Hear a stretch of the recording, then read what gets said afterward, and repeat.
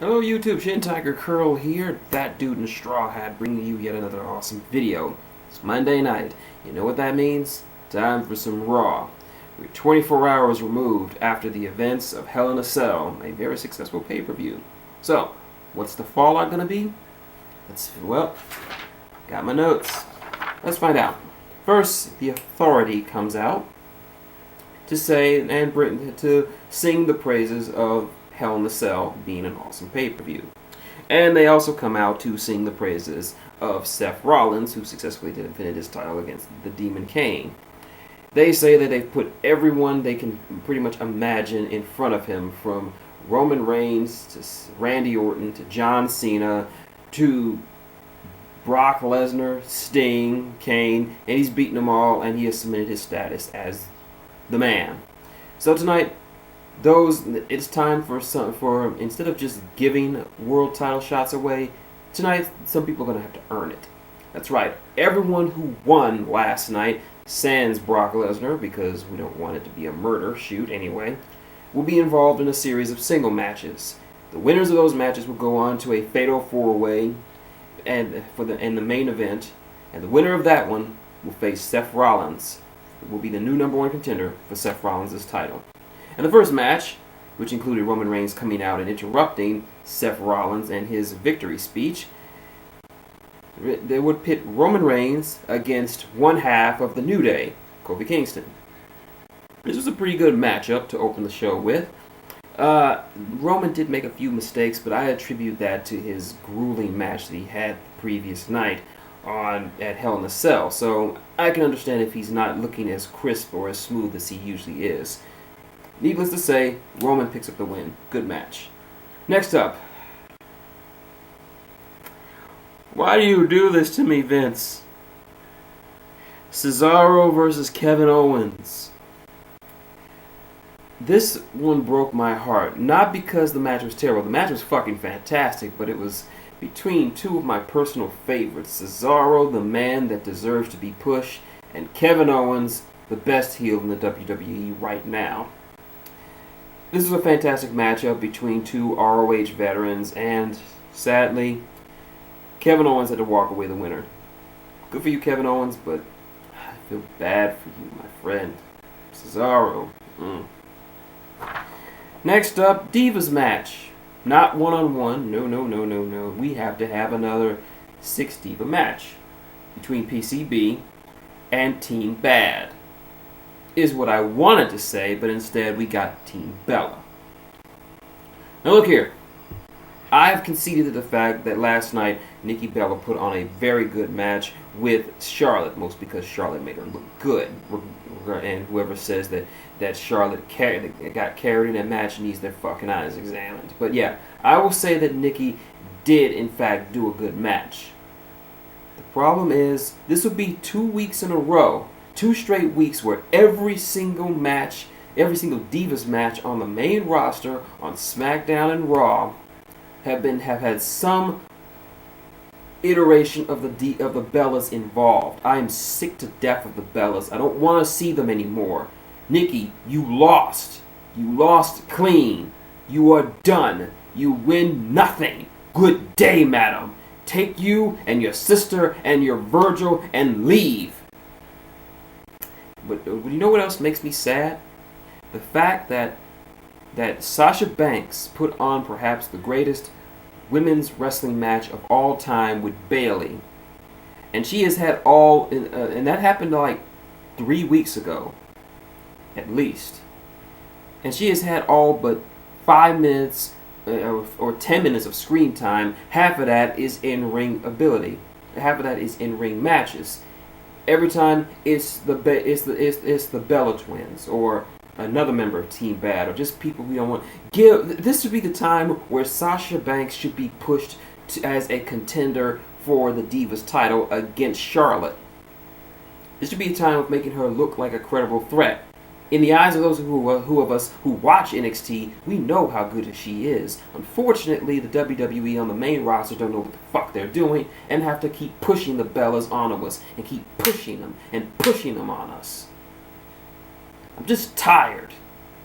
I want to see more. I don't want to see Bellas on my TV for a good long while. Nikki, take a page from John Cena's handbook. Just go away. Take a vacation. John's taking 6 weeks off. That's why he dropped the belt to Del Rio. We don't want to see you right now. I want to see Sasha. I want to see Sasha wrestling Paige. I want to see Sasha wrestling Becky Lynch. I want to see Sasha wrestling Charlotte for the Divas title. I don't want to see the Bella Twins and their fucking Virgil all the time on my TV screen. But yeah, this was an okay match. I would have liked it more, but unfortunately, like I said, I'm just sick to death of the Bellas. I'm sick to death of them. But anyway, Bellas pick up the win over poor Becky, who had to take the pin, which just makes me want to vomit in my mouth. Then Paige turns on her team predictably, because Paige is crazy. And of course the crowd goes nuts. I saw this coming, you saw this coming. This was really no surprise. So yeah. Passable match. Finish was expected. Next up, Neville versus the new United States champion, Alberto Del Rio. And of course they do mention that he is still the AAA Mega Champion. So anyway, good match. Alberto never looked better. This was a fantastic, fantastic match. Even better than Cesaro, Kevin Owens. That's saying a lot. Del Rio wins with a double foot stomp through a tree of woe on Neville. He hasn't really done the cross arm breaker in a while. I don't know what it is. Anyway, next up, the Dudley Boyz team up with Ryback to take on the team of Sheamus, Rusev, and King Barrett, or who I've come to call the European Union, or the EU. This is surprisingly a fun matchup. The Dudley Boyz and Ryback work surprisingly well together. They have great chemistry. It just seemed like they were made for each other. But despite all that, Barrett picks up the win with a surprise roll-up. The EU take it. I want to see more of these guys. Anyway, next up, we have Bray Wyatt coming out to talk about why he targeted The Undertaker. I firmly believe because he didn't get over his loss at WrestleMania this year. But nonetheless, he said he tasted The Undertaker's power, and he wanted it for himself. So he is currently draining The Undertaker of his powers, if you want to believe that.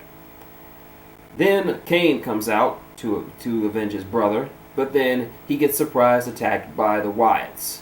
And now he too is being taken away to be drained of his godly power. So in the spans of 24 hours, the Brothers of Destruction have been taken out by the Wyatt family.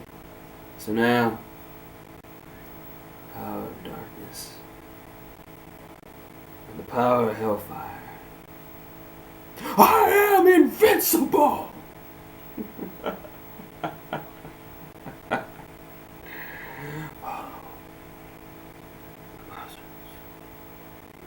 Yeah, I had to do it. But yeah, good way to cement the status that the Wyatt family is not to be fucked with at this point. Next up, in our last matchup to qualify for the Fatal 4-Way main event, Dolph Ziggler takes on B. Langston of the New Day. And we are joined at ringside by Prince Pretty, Tyler Breeze, and his new gal pal, Summer Rae. I wish you all the best, Tyler. This was actually a very, very good matchup. Ziggler and Big E don't work together often, but they have amazing chemistry in this ring. This was an awesome matchup, very back and forth, surprisingly a lot of physicality from Big E, but Ziggler picks up the win with the zigzag. And on to our main event. Fatal 4-Way to decide who becomes the new #1 contender for the World Heavyweight Championship. Dolph Ziggler, Alberto Del Rio, Kevin Owens, Roman Reigns, with Seth Rollins at ringside providing comms. This was an epic, epic matchup, and the crowd was eating it up. There were so many high spots and amazing spots. It looked great out there. Owens, Ziggler, and Del Rio looked amazing. Roman, okay. But nevertheless, of course, we already know who was going to win. As much as I would have loved to see Del Rio become a triple champion, or as much as I would love to have seen Tyler Black face off against Kevin Steen. Nope. Roman Reigns wins the match, earning the shot for the first time in a long time against Seth Rollins. One-on-one, finally. The two have a stare down, and pretty much have that. I'm happy with this, but only if they don't give the belt to Roman. Roman, I know he's improving a lot in both his in-ring work and his mic work, but he's still cooking. He's not done yet. And he's a good mid-carder, but he's not ready for the main event, let alone to win the world title. So yeah, you're good, Roman, just not ready yet. That was Raw. My thoughts? This was a good Raw. A lot of solid matches, a lot of great one-on-one matches. We find out who is our new number one contender through some very, very epic matchups. We have the Wyatt family continues to be awesome as they beat up and kidnap Kane.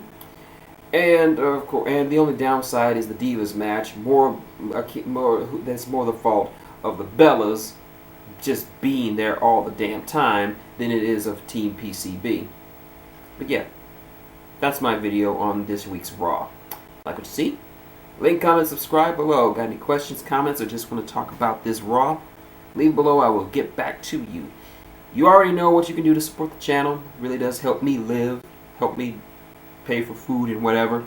Also, that you know that next Monday will be my 33rd birthday. That's right, I'm celebrating my 33rd birthday. So, if you want to say happy birthday in this video or any other ones in the week upcoming, go ahead. I'm not really doing anything on my birthday, so whatever. So, until next time, it's been shintigercurl, that dude in the straw hat, saying good night and